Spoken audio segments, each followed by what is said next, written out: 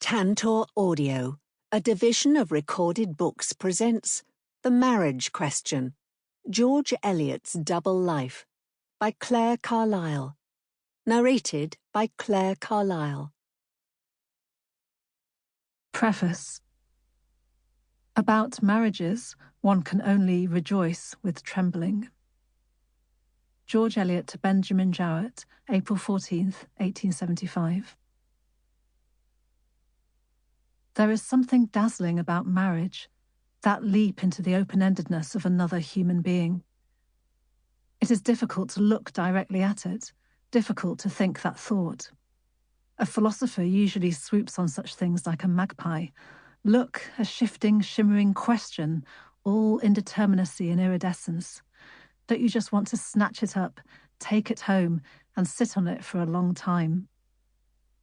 Yet marriage is rarely treated as a philosophical question. Perhaps domestic life, traditionally a feminine domain, has seemed too trivial a subject for deep thinking. When I studied philosophy at university, most of the authors I read were unmarried men: Plato, Descartes, Spinoza, Hume, Kant, Nietzsche, Wittgenstein.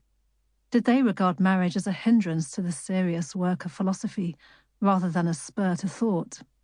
My friends and I were constantly analysing relationships, our own and other people's. We sat up late contemplating our parents' happy and unhappy marriages, and asked ourselves if we would ever get married. I loved the idea of choosing my own family, but how would I know I was making the right choice? Beneath its conventional surface, marriage simmers with tensions between self and other, body and soul, passion and restraint, the poetry of romantic love and the prose of domestic routine. Each day our partners watch us cross the precarious bridge between our intimate and our social selves. Somehow we're supposed to make a happy home in these fraught, ambiguous double binds. For better or worse, the answers we find to our marriage questions, whether to marry, whom to marry, how to live in a marriage, whether to remain married, are often close to the heart of our life's meaning. Over centuries, these questions have shaped religious, political, and social histories. Of course, in such a culture, choosing to be or become single is as significant as choosing to marry.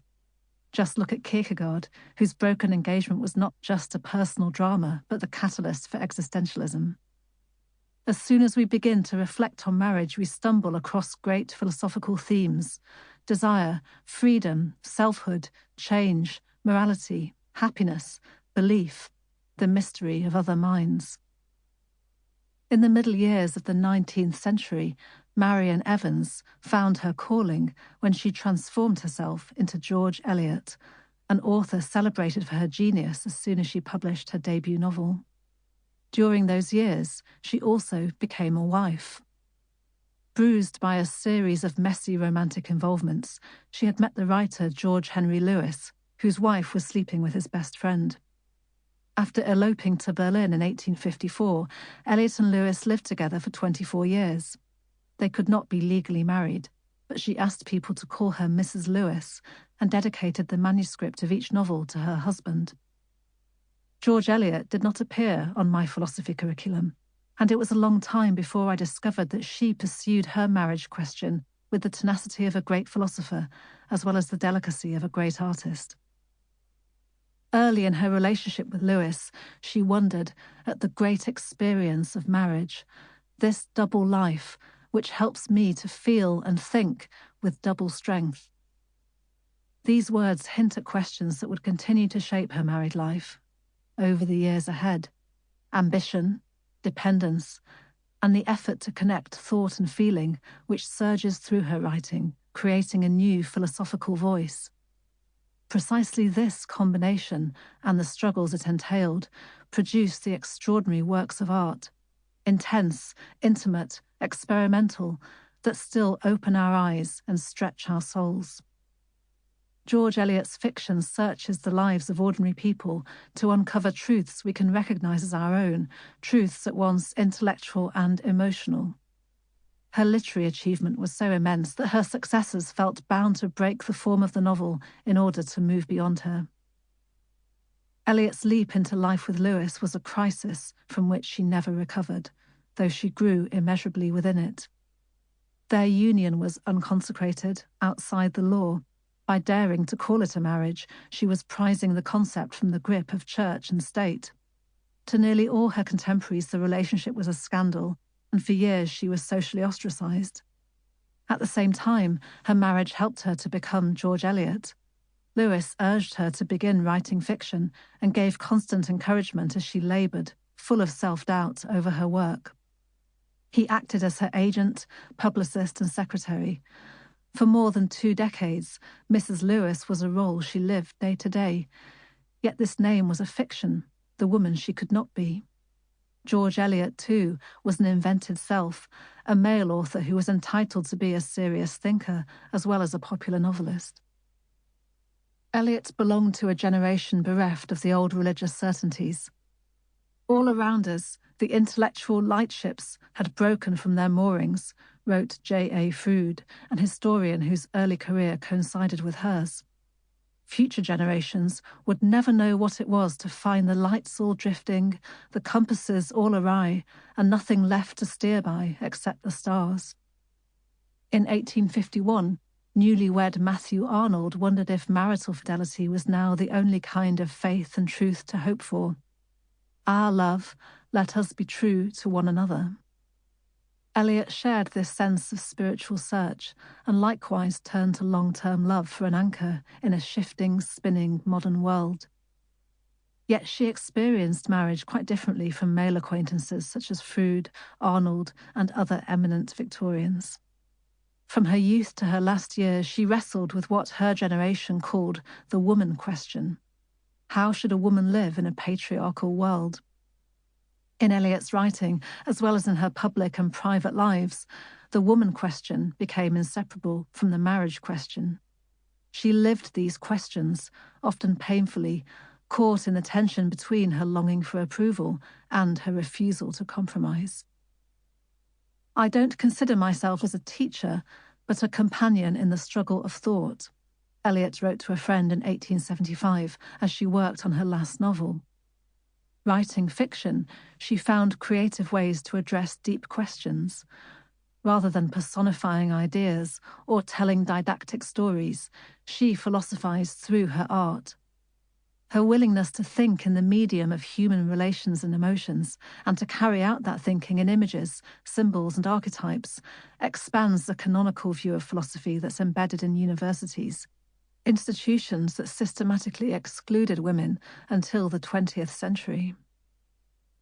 Eliot once reflected that her friend, Herbert Spencer, a prominent Victorian philosopher, had an inadequate endowment of emotion, which made him as good as dead to large swathes of human experience, thereby weakening his arguments and theories.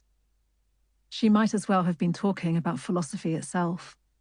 Her own philosophical style is compassionate, subversive, seasoned with humour, and enriched by an attentiveness in which fleeting moments, a glance, a touch, a flush of feeling, become significant. Marriage is made of these intimate and ephemeral moments, yet it also has epic proportions. It stretches out through time into the future, growing and changing. That is why George Eliot had to write grand novels such as Middlemarch to bring it into view. Like a plant, a long-term relationship has its phases of development, its cycles, its seasons, its changing weather. Under adverse conditions, it might wither and die. It might come close to death and then revive. When we imagine a marriage like this, we think about how it's connected with other living things, other people, other relationships, and rooted in an ecosystem. Victorian philosophers learned to call this ecosystem a milieu, or environment. We could also call it a world, a mixture of natural, social, and cultural conditions. Getting together with another person means stepping into their world, their family, friendships, culture, career path, ambitions, the places they know and the possibilities they contemplate, their taste and style and habits. Being in a marriage, legal or otherwise, means living in a shared world. We might even say that the marriage is this shared world, again, something that grows and changes.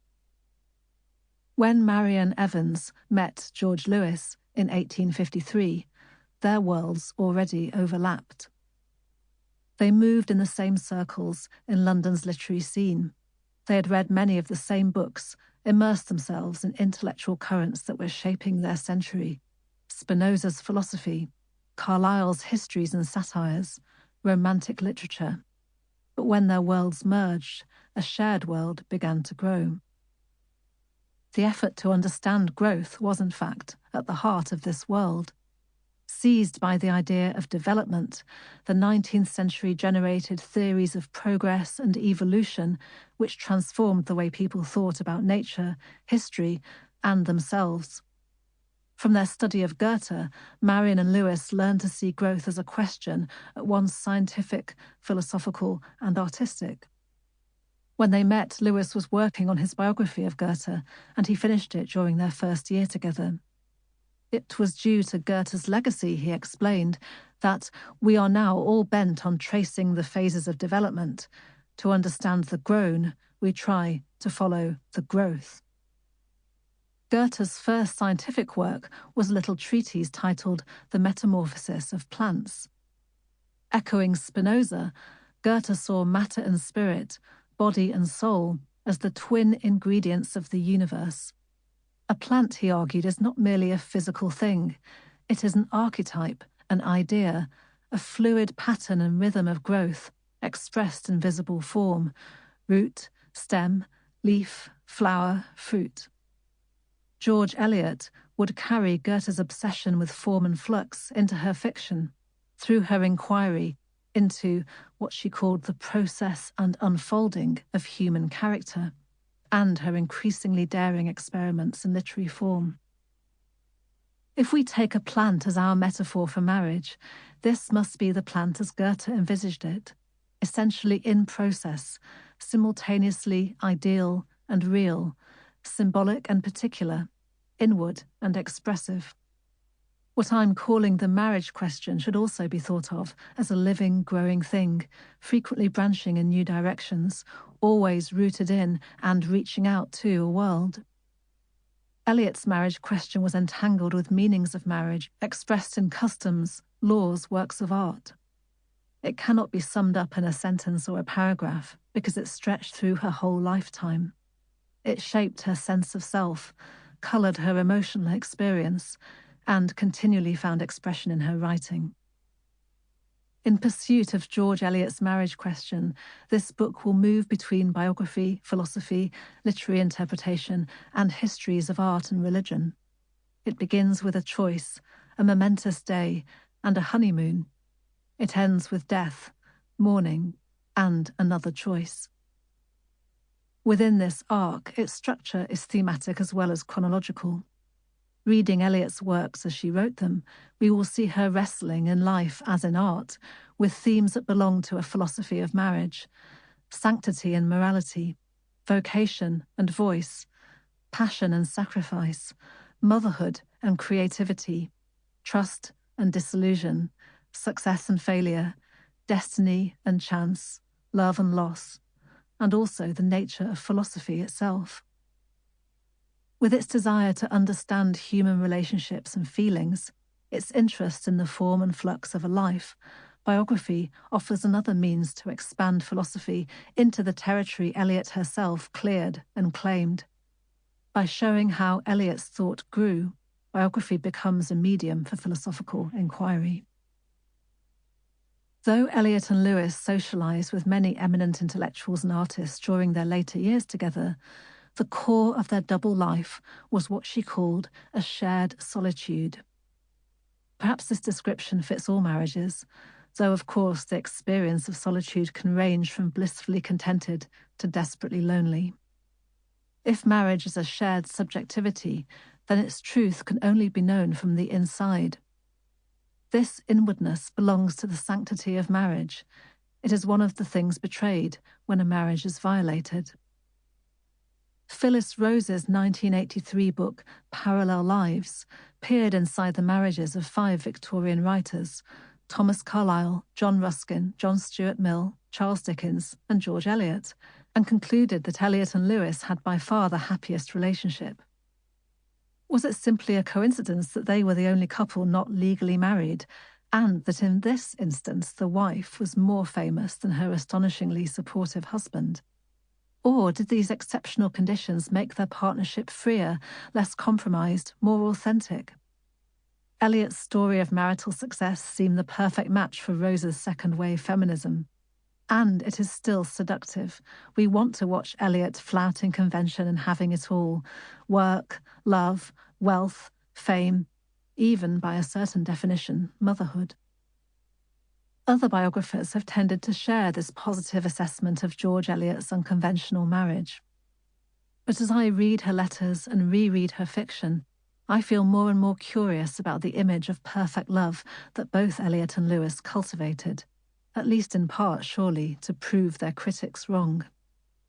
How does this defiantly idealized public image connect to the very dark marital interiors portrayed in the novels, with their recurring scenes of ambivalence, brutality, and disappointment? Do these scenes retaliate against the moralism that condemned their author, by smashing the facade of respectable marriage? Or do they transmit inward experiences that Eliot knew firsthand? And how did a woman who once declared that she liked to feel free find life with a husband who kept her in a mental greenhouse, as the Scottish writer Margaret Oliphant once put it? Mrs Oliphant, a widow who churned out dozens of novels, biographies and histories to support her 3 children, rather envied Eliot's rarefied literary life.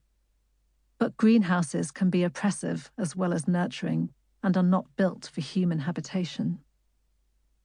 If there were moments when Eliot's marriage stifled or disappointed her, would she have admitted it?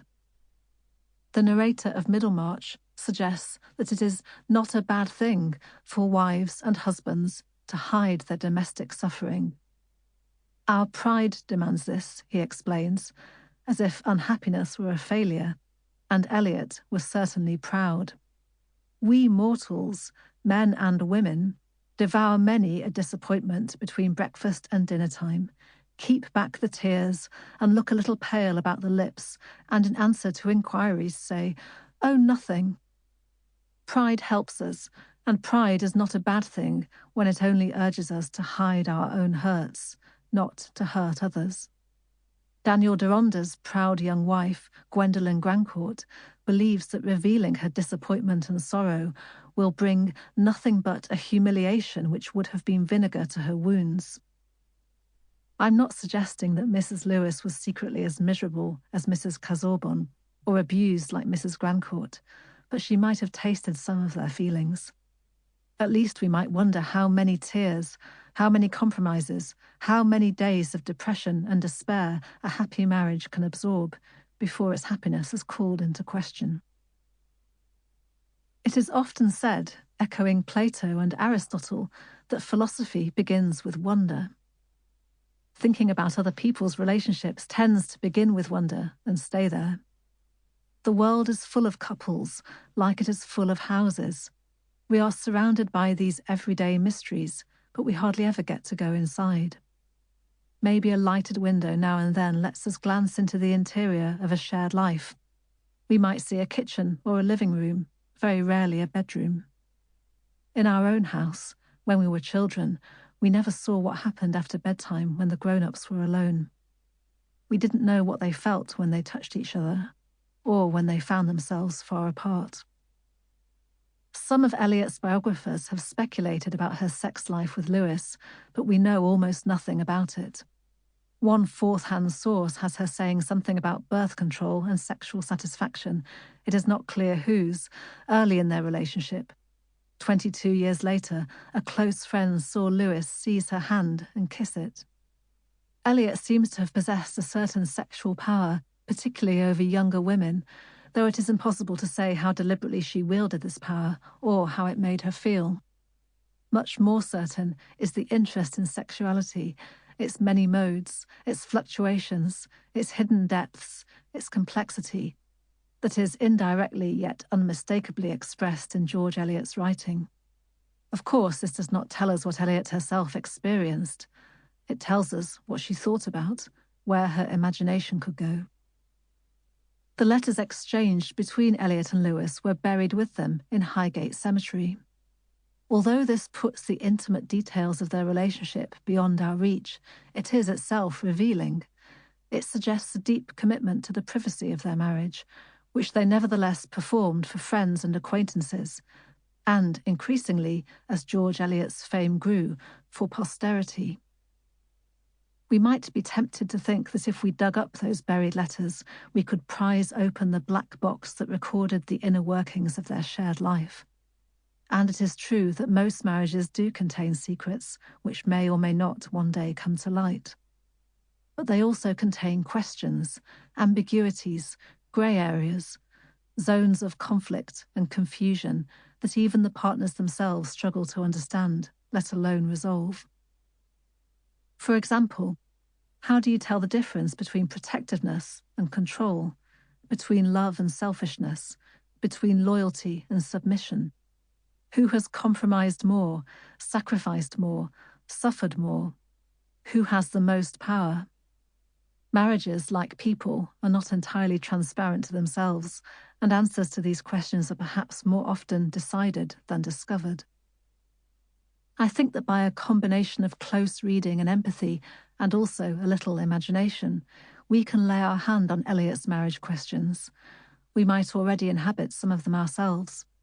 If being Victorian now seems synonymous with conventional marriage and its corseted moral codes, it may be surprising to discover that a novelist as solidly Victorian as George Eliot brings new elasticity to the concept of marriage. Many of the themes she explores in her art, desire, dependence, trust, violence, sanctity, could be transferred to wider, less traditional ideas of married life. In this way, Eliot can be our companion in the struggle of thought, even when this struggle encounters possibilities which she did not inhabit or imagine. More biographically, too, Eliot's unusual circumstances brought her closer to a modern experience of marriage. She was involved with several men before settling down with a long-term partner in her mid-30s. She chose not to have children and navigated relationships with Lewes's sons. Within a few years of her married life, she was earning much more than her husband. Living at once inside marriage and outside its conventions, she could experience this form of life, so familiar yet also so perplexing, from both sides. A successful marriage was never for this woman an easy lapse into social conformity, but a precarious balancing act, and people were watching to see if she would fall. A note on names. George Eliot's biographers must wrestle with the question of how to name her. It is usual to refer to one's subject by their surname, but here this is a contested issue that bears witness to Eliot's complex, perhaps fractured identity, due partly to her ambiguous marriage. Calling her by her legal surname, Evans, during the period of her unofficial marriage, would reject the title Mrs Lewes that she claimed for herself, albeit inconsistently, while calling her Lewes poses the problem of distinguishing her from her partner. Her name changed several times over her life, and she was known by different names to different people. She was born Marian Evans in 1819 and adopted the name Marian when she moved to London, aged 32. A few people, including Lewes, called her Polly, an affectionate variation on Mary. By the end of the 1850s, she was signing herself Marian Lewes or Marian Evans Lewes. Some people addressed her as Mrs Lewes, while others refused to do so. As the voice that speaks through her novels and poetry, she is, of course, George Eliot. Preserving the distinction between this purely literary voice and the woman formed by choices and experiences which do not lie on the surface of her pages, I want to call this woman Eliot, the surname she created for herself. I also want to register the shift from her lives as Marianne and Marian to her life as an artist by using whichever name she was chiefly known by as we move through her story. But when did Marian become Eliot? Though she adopted her pseudonym in 1857, for more than 2 years her identity remained secret, and she was George Eliot only to Lewes and her publisher. I have decided to switch to calling her Eliot in the spring of 1859, when her friend, Barbara Bodichon, guessed that she was the author of Adam Bede. This moment of recognition was joyous for both women, though its triumph was laced with shame.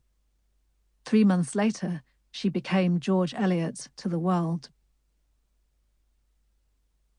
Question and answer. Where blooms, O my father, a thornless rose? That I cannot tell thee, my child. Not one on the bosom of earth e'er grows, but wounds whom its charms have beguiled. Would I'd a rose on my bosom to lie, but I shrink from its piercing thorn. I long, but I dare not its point defy.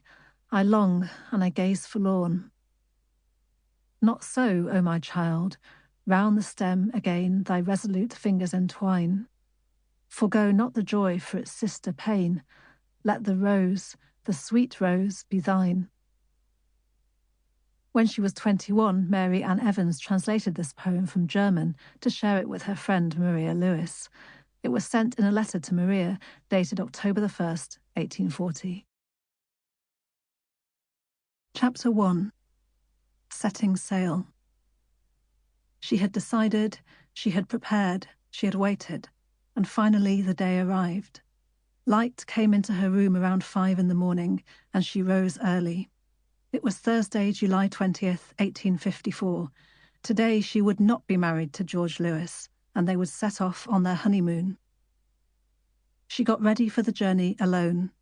There were no sisters or bridesmaids to calm her nerves, no wedding dress to be helped into, no father to give her away. Her father was dead, but no brother either.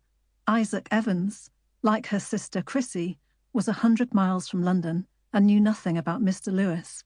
She had told no one about this day except her friends Charles Bray and John Chapman, who had lent her money for the journey. A secret elopement on borrowed funds was the sort of thing expected of a foolish 17-year-old. Marian Evans was not 17. She was 34 and leaping into a new life. She was expectant, excited, nervous. What if he didn't come? She left her Hyde Park lodgings with her belongings in a carpet bag and took a cab east through the city to St. Catherine's Wharf, where the River Thames is very wide. They had arranged to meet on a steamer bound for Antwerp. That night, in a lyrical mood, she marked the beginning of her marriage story in her diary. Their journey from London to the continent was a perfect passage into a lovelier dawn, and also a passage from I to we. July 20th, 1854. I said a last farewell to Cambridge Street this morning and found myself on board the Ravensbourne about half an hour earlier than a sensible person would have been aboard, and in consequence I had 20 minutes of terrible fear lest something should have delayed George. But before long I saw his welcome face looking for me over the porter's shoulder, and all was well. The day was glorious and our passage perfect. The sunset was lovely, but still lovelier the dawn as we were passing up the Scheldt between 2 and 3 in the morning. The crescent moon, the stars, the first faint flush of the dawn reflected in the glassy river, the dark mass of clouds on the horizon which sent forth flashes of lightning, and the graceful forms of the boats and sailing vessels, painted in jet black on the reddish gold of the sky and water, made up an unforgettable picture. Then the sun rose and lighted up the sleepy shores of Belgium with their fringe of long grass, their rows of poplars, their church spires and farm buildings. Life was merging with art. The crossing became a sequence of forms and colours, painted boats, and skies shifting from day to night to day again. She was shifting too, not just an observer this time, but the figure at the centre of this unforgettable picture. Marian was also travelling through a literary landscape. Early in 1853, she'd read Charlotte Bronte's new novel Villette, whose spirited heroine Lucy Snow sails from London to La Basse-Cour. a fictionalized Belgium, to begin a new life. She arrives in Villette in the middle of the night. Sample complete. Ready to continue?